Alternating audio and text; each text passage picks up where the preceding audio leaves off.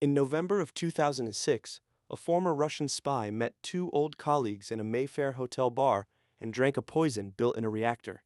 His name was Alexander Litvinenko. He was 43 years old, a former lieutenant colonel of the FSB, the successor agency to the KGB.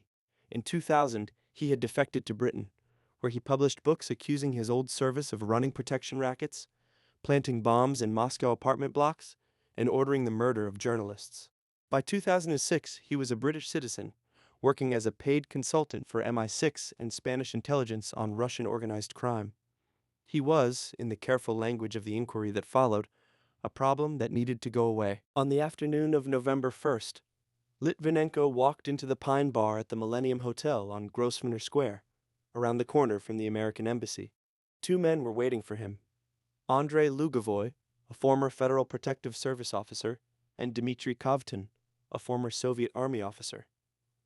Both had served alongside him in the old security apparatus.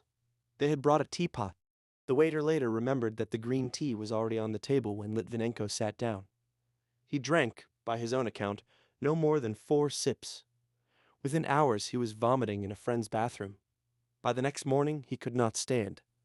He thought he had food poisoning. What he had drunk was polonium-210. Polonium-210 exists in nature only in trace amounts. The dose he swallowed had been bred inside a nuclear reactor by bombarding bismuth with neutrons, and the only state with the industrial scale to make it in this quantity is Russia. A speck would kill dozens. Litvinenko had swallowed roughly 4.4 gigabecquerels of polonium-210, hundreds of times the lethal dose. The alpha particles it emitted shredded the DNA of every cell they touched, starting with the lining of his gut, then his bone marrow, then his hair follicles. By the second week, his white blood cell count was nearly 0. His hair fell out in clumps. Doctors at University College Hospital did not know what they were looking at. Polonium poisoning had not been seen in living memory. In his last days, a urine test finally caught the gamma signature of polonium-210. He died on November 23rd, 22 days after the sip of tea.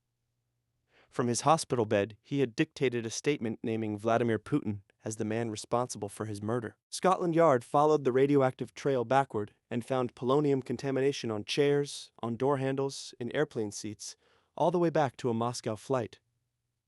Britain charged Lugovoy with the killing. Russia refused to extradite him and gave him a seat in the Duma instead, which conferred parliamentary immunity. In 2016, a public inquiry led by Sir Robert Owen concluded that the operation had probably been approved by Nikolai Patrushev, head of the FSB, and by Putin himself. Lugovoy still sits in the Duma, immune to extradition. The Pine Bar reopened. The teapot is the only witness still in custody. Custody is more closure than Lugovoy ever offered.